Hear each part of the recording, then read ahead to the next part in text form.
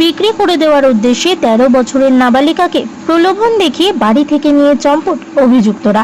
থানায় 3 জনের বিরুদ্ধে অভিযোগ দায়ের। চরম দুশ্চিন্তায় পরিবার। পাচারের উদ্দেশ্যে 13 বছরের এক নাবালিকাকে প্রলোভন দেখিয়ে বাড়ি থেকে নিয়ে যাওয়ার অভিযোগ। নাবালিকা বাড়ি না ফেরায় চরম আতঙ্কে পরিবার। অবশেষে থানার দ্বারস্থ হয়ে 3 জনের বিরুদ্ধে অভিযোগ দায়ের। ঘটনাটি নদিয়ার শান্তিপুর থানার অন্তর্গত মাতালগড় লিচুবাগান পাড়া এলাকার। লিচুবাগান এলাকার বাসিন্দা ঝন্টু দাস। তার 13 বছরের এক নাবালিকা মেয়ে রয়েছে। বর্তমানে সে 7ম শ্রেণীতে পড়ে। জানা যায় গতকাল বেলা 12:30 নাগাদ তার এক বান্ধবীর জন্মদিনের কথা বলে বাড়ি থেকে বের হয়। কিছুক্ষণ পরে সেই বান্ধবী ওই নাবালিকার বাড়ির যে ফোন, সেই ফোনে দীর্ঘক্ষণ মেসেজ করতে থাকে। এরপরেই ওই নাবালিকার মায়ের সন্দেহ হয়। তখন তার মেয়ের বান্ধবীকে ফোন করে বলে, তুই কেন SMS করছিস? তোর জন্মদিনের উপলক্ষে তো বাড়ি থেকে বের হয়েছে আমার মেয়ে। তখনই তার বান্ধবী বলে যে আজ তার জন্মদিন নয়। এরপরে খোঁজাখুঁজি শুরু হয় পরিবারের তরফ থেকে। দীর্ঘক্ষণ খোঁজাখুঁজির পর সন্দেহবশত তাদের এক ধর্ম আত্মীয়র কাছে ফোন করে, কিন্তু প্রথমে তারা পুরো বিষয়টি অস্বীকার করে। এরপর থানায় এসে যখন পুরো বিষয়টি লিখিত আকারে জানানো হয়, পরবর্তীকালে প্রশাসনের তৎপরতায় পুরো বিষয়টি স্বীকার করে নেয় তারা জানায় তাদের মেয়েকে তারা নিয়ে চলে গেছে, কিন্তু কোথায় চলে গেছে তার স্পষ্টভাবে কিছুই জানতে চায়নি। এখন অভিযুক্তরা তাদের ফোন বন্ধ রেখেছে।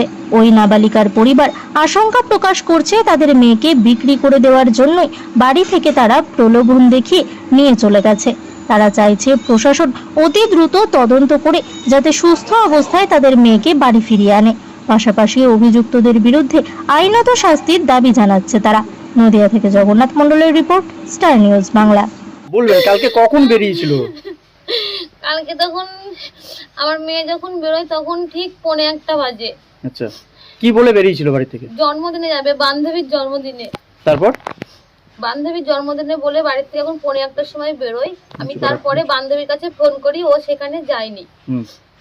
তারপরে আমি আরেক বান্ধবীর কাছে ফোন করেছি, সেও বলছে যায়নি। তখন সেই বান্ধবীটা আবার মোবাইলে শুধু SMS করে করে বলছে যে মৌহা তুই চলে গেলি বলে, ও শুধু কাঁদছে আর মোবাইলে শুধু ভিডিও কলে কাঁদছে আর শুধু নানান রকমের ইমোজ পাঠাচ্ছে, কান্নার ইমোজ পাঠাচ্ছে। তখন আমি বলছি, এই তুই কে?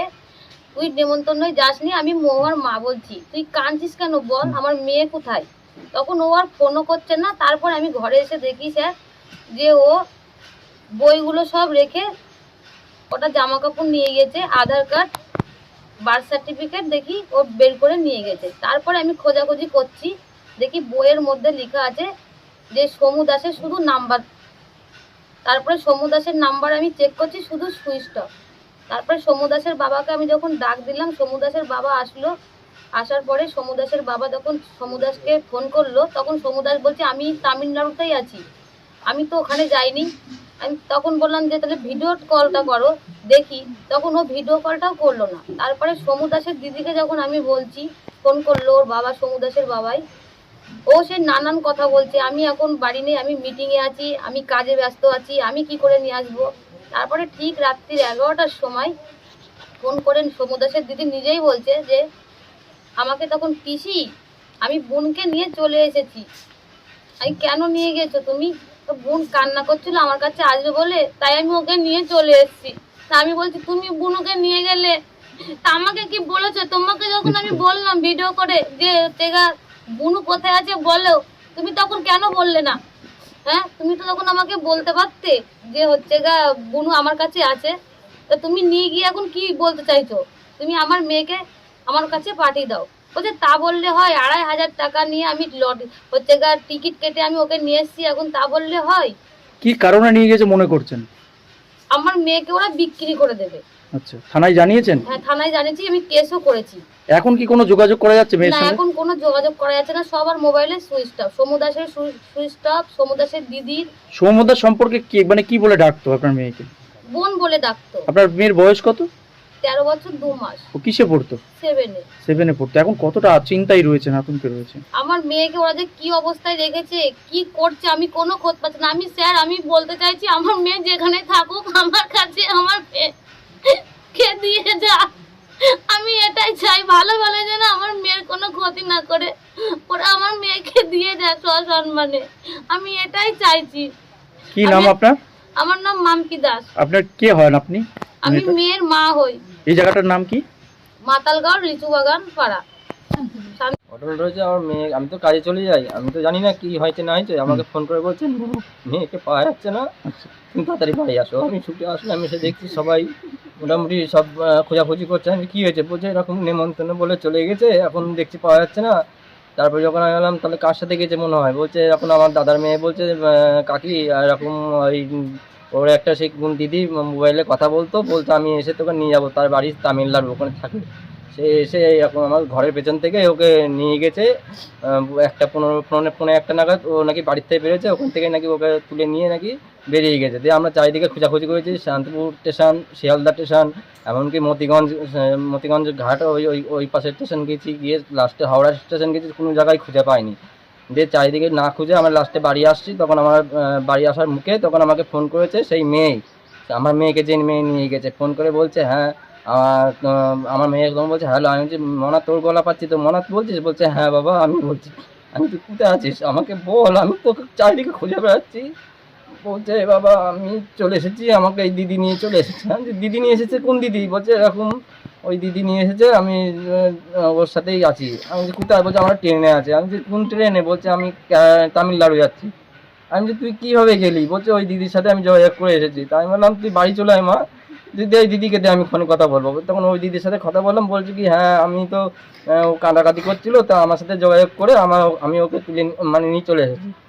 ওকে কি করে প্রলোভন দেখিয়ে নিয়ে গিয়েছে মনে করছেন? এখন সেরকমই তো মনে হচ্ছে আমার, তো আমি তো এসব বিষয় জানি না কি করেছে। তবে আমি বললাম তাহলে ও আমার মেয়েকে যেখানে নিয়ে যাচ্ছে না কেন আমাকে হাওড়া স্টেশনে ওখানে নামাও, আমরা এখনই হাওড়া স্টেশন থেকে খুঁজে পেলাম না তোমাদেরকে, আমি বাড়ি চলে আসছি। তা ভালো কথা, তুমি আমার মেয়েকে যেভাবে নিয়ে গেছো ওই আমাকে হাওড়া স্টেশনে আমি আবার যাচ্ছি, তুমি আমার হাওড়া স্টেশন অব্দি নামিয়ে দাও, আমি নিয়ে চলে আসছি। দিয়ে বলছে ও যাবে না বলছে, তার আমিও এত দূরে এসেছি, আমি এত টাকা পয়সা খরচ করে এসেছি।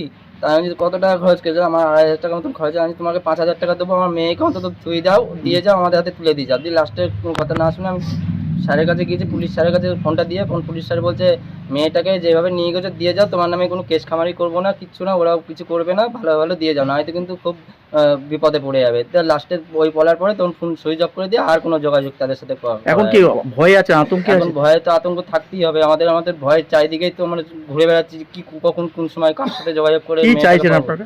আমরা চাইছি পুলিশ স্যারের কাছে বলছি যে অনুরোধ করে বলছি, হাত জোর করে বলছি আমার মেয়েকে সসম্মানে ভালোভাবে যেন আমাদের বাড়ির যেন দিয়ে যায়।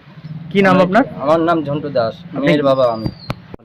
জানতে পারলাম বলতে ধরেন আমরা কাজ করি সাইডে বাড়ি, এইবার দেখলাম এটা কাদাকাদি করছে, দিয়ে শুনতে পারলাম কি হয়েছে, বলছে মেয়ে চলে গিয়েছে হট করে। মেয়ের পিছনে একটা রাস্তা আছে, পিছনে রাস্তা দিয়ে হট করে চলে গিয়েছে। এবার খোঁজাখুঁজি করছে, আমরা স্টেশনে গেলাম, যে খুঁজতে দিয়ে গিয়ে দেখলাম স্টেশনেও নেই। আচ্ছা, দিয়ে লাস্টে আমরা গুপ্তিপাড়া ঘাট দিয়ে একদম আমরা ইয়েতে গেলাম,